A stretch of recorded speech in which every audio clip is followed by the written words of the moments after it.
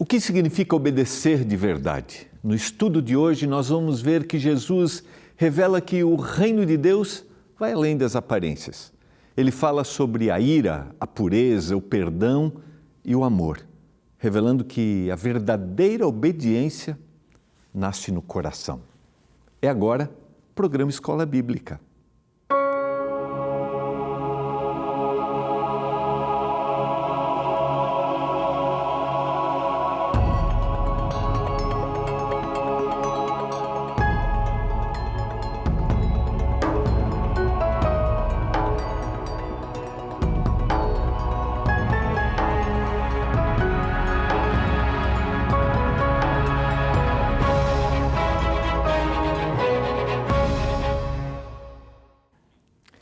Olá, tudo bem com você? No ar, programa Escola Bíblica, aqui pela TV Novo Tempo, o canal da Esperança. Programa Escola Bíblica, onde nós temos a oportunidade de estudarmos a Bíblia através das nossas revistas Esperança, que são produzidas pela nossa Escola Bíblica, o nosso departamento de Escola Bíblica. E também aqui no programa nós estudamos os estudos que são produzidos pela nossa Escola Bíblica Digital, que tem a nossa instrutora bíblica digital, que é a Esperança, onde você pode estudar a Bíblia pelo WhatsApp. Sabia? Isso mesmo. É só você salvar o número 12 982000062. Salve esse número aí, escreva estudo e você vai receber aí o contato com a Esperança. Eu tenho comentado aqui, porque nessa temporada a gente vai estudar esse estudo, Ensinos de Jesus, e ela vai fazer 3 perguntas para você, se você quer estudar a Bíblia, se você não quer mais, desistiu, ou se você quer ensinar a Bíblia para alguém. Aí você coloca opção A, ela vai te mandar a lista de estudos que a Esperança tem. E aí você vai escolher a letra A, que é o estudo que nós estamos estudando nesta temporada, Ensinos de Jesus. Particularmente, eu gosto de ler toda a Bíblia, porque a Bíblia tem conexões, né? Desde o primeiro livro até o último livro, a Bíblia é um livro só, toda a palavra é inspirada por Deus. Paulo vai escrever isso para Timóteo, né? Toda a palavra é inspirada. Agora, quando a gente para nos evangelhos, e a gente começou semana passada a entender os evangelhos, e entender Jesus, aquele que vem, aquele que está cumprindo a profecia, né, a sua primeira vinda, e a gente começa a ver como Jesus viveu, como Jesus tratou temas que foram ao longo do tempo sendo desvirtuados, esses temas, sabe? E se criou uma outra forma de viver aquilo que o Senhor desejava. Quando a gente estuda isso, é fascinante. A gente começou essa semana a trabalhar o tema das bem-aventuranças e hoje a gente vai continuar capítulo 5 do Evangelho de Mateus e a gente vai aprofundar um pouco mais sobre ensinos de Jesus nas bem-aventuranças, quando os valores do reino estavam sendo estabelecidos. Os valores do reino precisavam ser vividos aqui para um dia serem vividos na eternidade. E eu quero te convidar a estudar junto comigo através do WhatsApp com a nossa instrutora bíblica virtual. Você faz a lição e depois você vem, assiste aqui e a gente vai conversando. 12982000062. Todos os estudos que nós apresentamos aqui na Novo Tempo, sejam os impressos com as revistas, sejam os estudos digitais, não tem nenhum custo, porque eles já receberam patrocínio dos nossos Anjos da Esperança, que são os nossos doadores mensais. Vamos ao nosso estudo de hoje? Vamos orar? Senhor, estamos juntos mais uma vez para estudarmos a Tua Palavra. Nos dê compreensão. Nós vamos ler alguns textos que para alguns já foram lidos algumas vezes, mas que a gente seja impressionado por esse texto como se estivéssemos lendo pela primeira vez. Que haja uma mudança no nosso pensamento, que haja uma mudança interior e que ela se reflita nas nossas atitudes e que a gente lembre que para haver uma conduta correta, verdadeira, autêntica, precisa haver uma mudança do coração. Que a gente tenha esta percepção agora. Eu peço uma bênção sobre cada um dos nossos telespectadores, em nome de Jesus. Amém. Vamos lá? Vamos ao nosso estudo de hoje. Eu quero te convidar a abrir a Bíblia no Evangelho de Mateus, o capítulo 5, e nós vamos ler a partir do verso 21. Só para recordar que ontem a gente concluiu com a fala que vem a partir do verso 17. Não penseis que eu vim revogar a lei e os profetas, quando o Senhor diz, não vim para revogar, mas vim para cumprir. Ou seja, o Senhor está mostrando ali que Ele estava completando uma obra, não há nenhum tipo de anulação, e aí Ele vai falar que nada vai passar da lei, né? Nada deve ser mudado, aquele que muda vai ser o menor no reino dos céus. E aí, lá no verso 20, Ele vai dizer, porque vos digo que se a vossa justiça não excederem muito a dos escribas e fariseus, jamais entrareis no reino dos céus.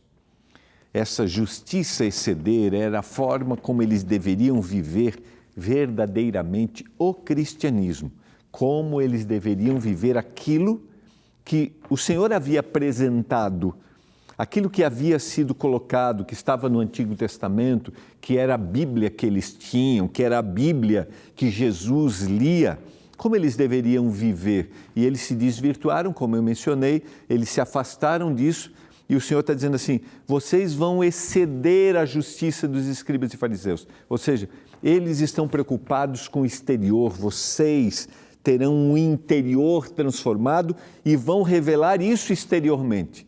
Porque eles, em determinado momento, Jesus até muito duro e incisivo, chamando-os de sepulcros caiados, né? Eles estão mais preocupados com a aparência, com o exterior.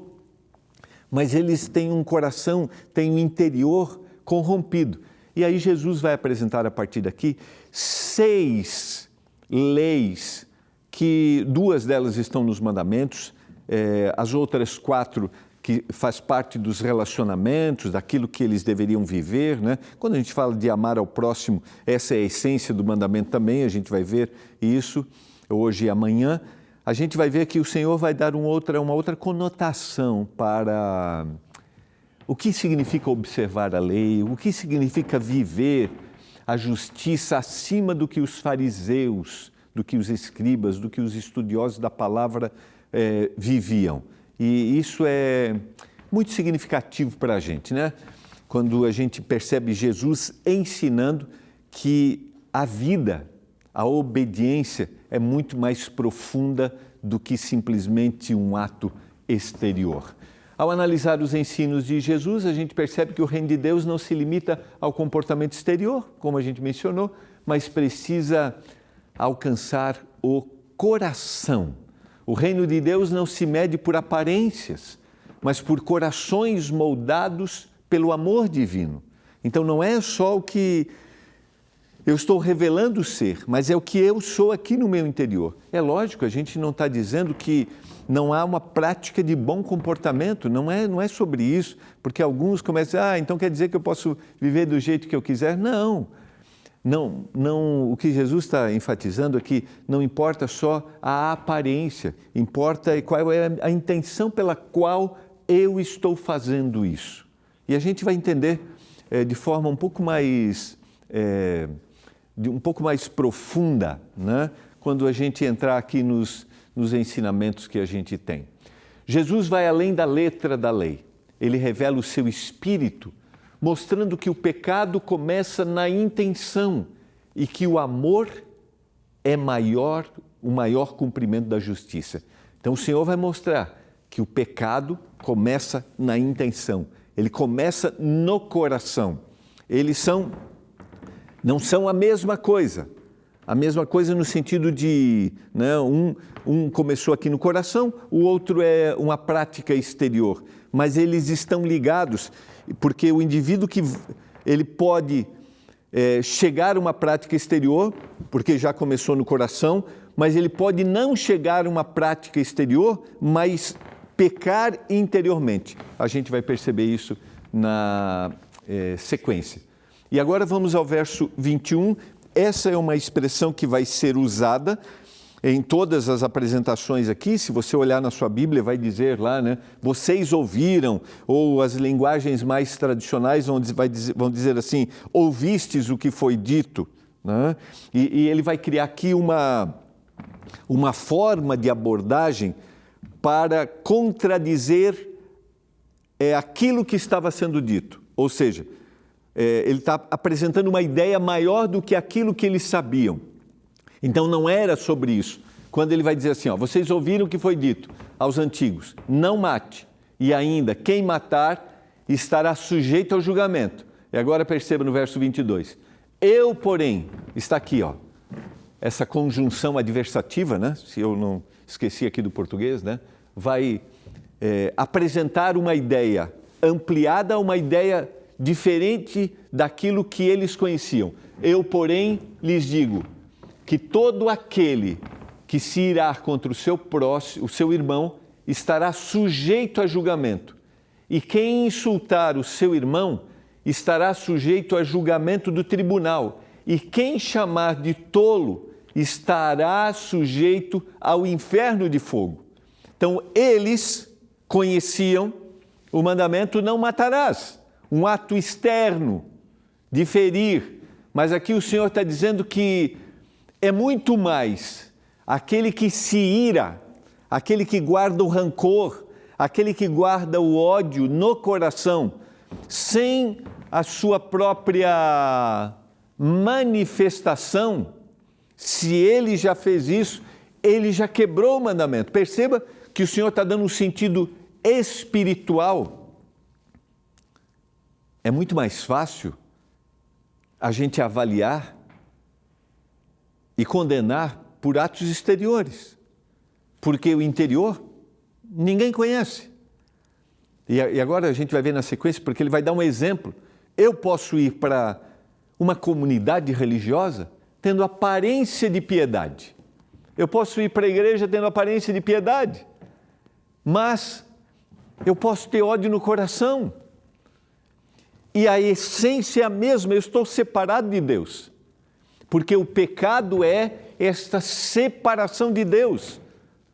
Pecado, atos pecaminosos se apresentam através de atos exteriores, do quebrantamento da lei.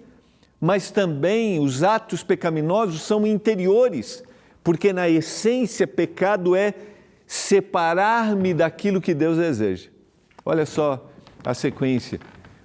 Como o Senhor nos ensina a profundidade do que significa matar e coloca a ira, o guardar o rancor, o ódio, né, como a consequência negativa. Portanto, se você estiver trazendo a sua oferta ao altar e lá se lembrar que o seu irmão tem alguma coisa contra você, deixe diante do altar a oferta e vá primeiro reconciliar-se com seu irmão. Então volte e faça a sua oferta. Percebe o que o Senhor está querendo dizer aqui? Percebe que, de alguma forma, ele está separado de Deus como aquele que matou? Esse é o sentido espiritual. Por isso eu não devo guardar no coração rancor, a mágoa.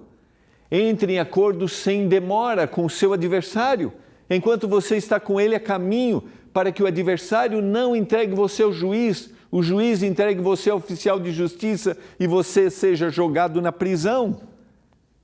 É óbvio que o Senhor está falando do sentido espiritual e da condenação eterna, mas o Senhor está usando aquilo que acontecia com aqueles que tinham práticas externas, que era conhecida essa linguagem para eles, que era familiar, e o Senhor está chamando-os a pensar em como está o coração. Em verdade lhe digo que você não sairá dali enquanto não pagar o último centavo. Só para voltar, ouvistes o que foi dito, a expressão que a gente falou, eu porém vos digo. Jesus vai repetir essa fórmula nas 6 vezes, nas 6 apresentações das leis. O verso 21, 27, 31, 33, 38 e 43. Ele não rejeita a lei de Moisés, mas ele revela a profundidade espiritual. Então não é um banimento. Ele está apresentando uma ideia maior, por isso que ele vai dizer o porém. E esse é um chamado para a gente. Como que a gente avalia as coisas hoje? Queridos, é muito mais fácil ter aparência de piedade. É muito mais fácil parecer do que ser. Porque ser significa a mudança do coração. E a mudança do coração não vem de um comportamento humano. A mudança do coração vem da ação do Espírito Santo na nossa vida. E para que o Espírito Santo haja na nossa vida, é preciso haver rendição, entrega do eu, da minha vontade, daquilo que eu acho que deve ser feito. E como eu já mencionei essa semana, e isso é um desafio para a gente, esse é o grande desafio, a nossa grande luta é contra a nossa vontade. Mas para haver uma mudança do coração, precisa haver a rendição. É isso que o Senhor está apresentando no capítulo 5. Cada contraste que Jesus apresenta mostra que a justiça do reino é mais profunda do que a dos religiosos da época, que eles obedeciam por aparência, mas sem a transformação interior. Se não há transformação interior, não há verdadeira mudança. A lei proibia o homicídio, mas Jesus revela que o problema começa antes da ação, começa no coração cheio de ódio. Ah, queridos, qual é a diferença que a igreja cristã tem sido diante daquilo que é apresentado nesse mundo? Um mundo em que o amor de quase todos esfriaria, segundo a profecia.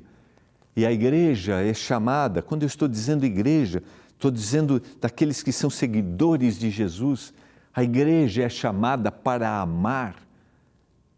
Mas muitas vezes nós estamos agindo da mesma maneira que as pessoas que não aceitam a Jesus vivem, com ódio no coração. E a gente vive isso dentro, muitas vezes, de uma comunidade religiosa ou manifestação. Quando eu digo que as pessoas que não aceitam a Jesus vivem com ódio, são aquelas que não deixam que o Espírito trabalhe, porque o Senhor pode estar trabalhando no coração daquele que ainda não declarou publicamente a aceitação a Jesus, mas já é de Jesus sem ter percepção. Quando eu estou falando sobre isso, estou falando daquele que não quer Deus e que acha que a sua maneira de agir é a melhor maneira, é a forma. Que diferença deveriam fazer aqueles que se dizem ser cristãos? A ira alimentada e o desprezo verbal são sinais de um espírito que já matou o outro por dentro. Não vai chamar de tolo, ali dizer, não há solução para você, você está fora dos planos do Senhor, você não é de Deus, jamais eu deveria agir dessa maneira, jamais, porque somente o Senhor pode julgar aquele que é verdadeiramente dele, somente o Senhor. E às vezes eu acho que eu sou, por ter aparência de piedade, por pertencer a uma comunidade religiosa, por ir à igreja, por não fazer isso de errado ou aquilo, mas eu posso, na essência, estar longe de Deus também, se eu guardei o ódio no coração. Entende? Se eu guardei o rancor. Vamos à sequência. Cristo fala com a autoridade de quem é o próprio intérprete da vontade divina, o Verbo que se fez carne, em São João capítulo 1, verso 14. Jesus está cumprindo e restaurando a lei e o seu verdadeiro propósito, o sentido espiritual dessa lei. Vamos para o outro exemplo que está no verso 27 e no verso 28. Vocês ouviram o que foi dito: não cometa adultério.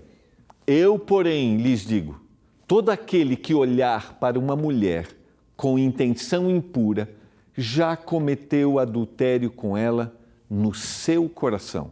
Perceba, ele está usando a mesma forma, está usando um outro mandamento, o 7º mandamento, e aqui está usando o mandamento do adultério. Haviam duas classes, a gente vai aprofundar um pouquinho isso mais, mas haviam duas classes que interpretavam a lei conforme está escrito em Deuteronômio capítulo 24, sobre o abandonar uma mulher. Uma classe dizia que a mulher poderia ser abandonada por qualquer motivo, e a outra classe que interpretava essa lei dizia que a mulher só podia ser abandonada se fosse por relação sexual ilícita, e o Senhor vai aprofundar isso no Evangelho de Mateus, mais para frente, no capítulo 19, quando ele vai falar que é somente por relação sexual ilícita que deveria acontecer o adultério. Mas o Senhor não está aqui especificando o mandamento em si. O Senhor está dando um sentido muito mais amplo para o mandamento, para aqueles que julgavam a transgressão somente pela prática de intimidade com outra pessoa. O que o Senhor está dizendo aqui? Mais uma vez, Ele está dizendo que o pecado começa no coração, na mente, nos pensamentos. E Ele vai dizer que aquele que olha para uma mulher com intenção impura, aquele que parou, aquele que desejou, aquele que mentalmente quer esta pessoa, aquele que se alimenta dos seus pensamentos deturpados em relação a outra pessoa, esse está transgredindo o mandamento como aquele que se envolve com essa pessoa intimamente. Você imagina se os nossos pensamentos pudessem ser revelados? Por isso, querido, aqui na minha mente eu posso estar totalmente separado de Deus. Eu posso aparentar, como eu mencionei, piedade, entrega, consagração, zelo, mas eu posso ter uma mente totalmente distante do Senhor.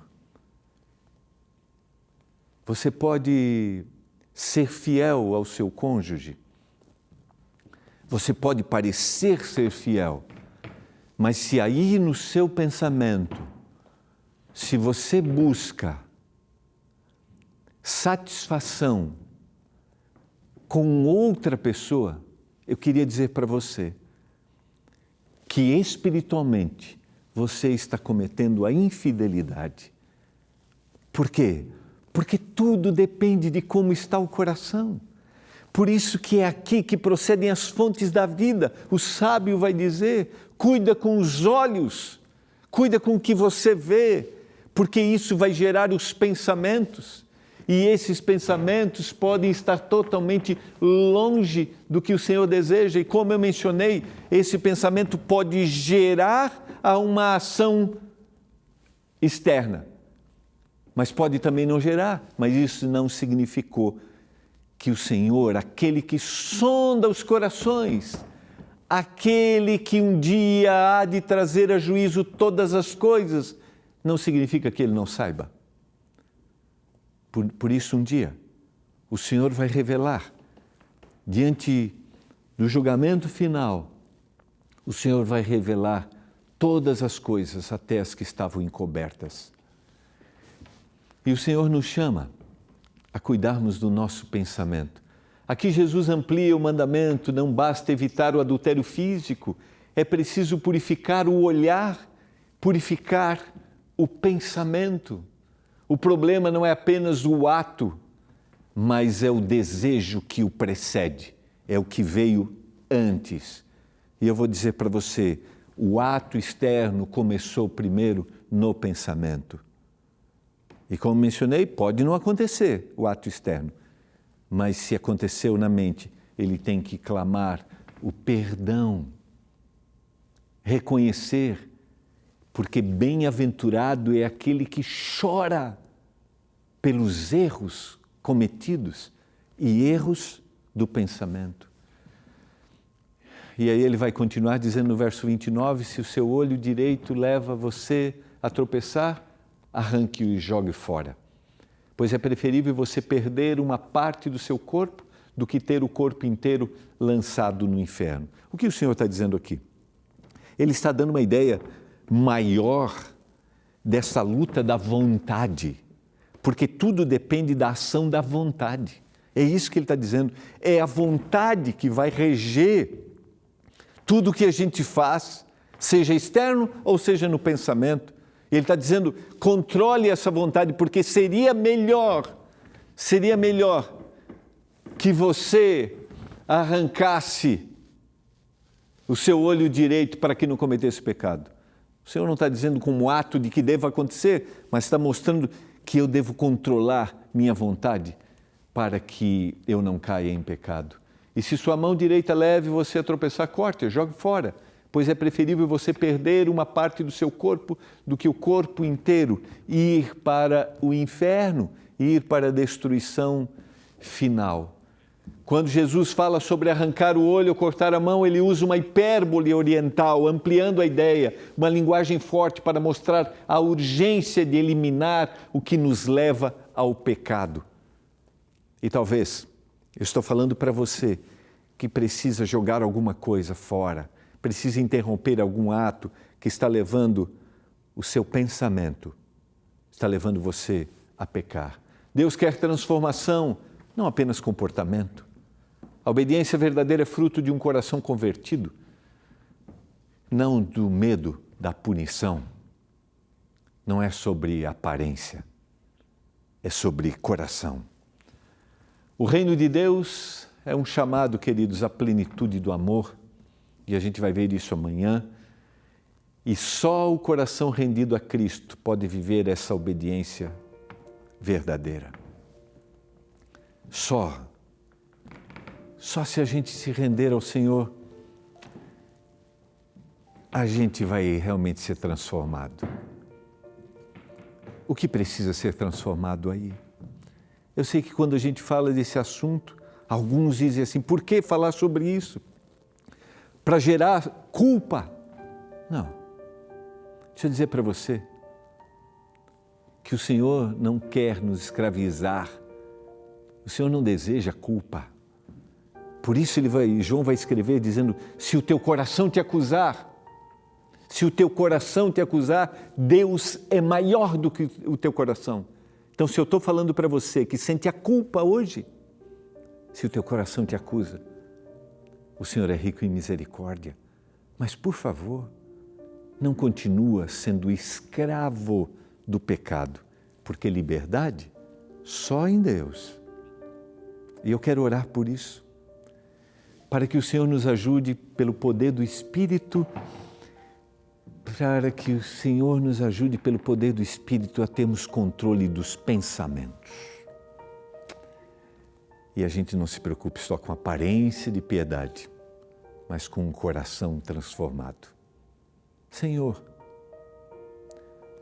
obrigado por Jesus Cristo, pelos seus ensinos e pelo perdão que nós temos nele. Por isso nos rendemos a Ti. Controla os nossos pensamentos, por favor, meu Deus. Nos ajude a estarmos ligados a Ti, para um dia termos a vida eterna. E se for preciso jogarmos coisas para fora, para a gente ser salvo, que a gente faça isso agora, em nome de Jesus. Amém. Nos vemos amanhã, aqui, em mais um programa Escola Bíblica.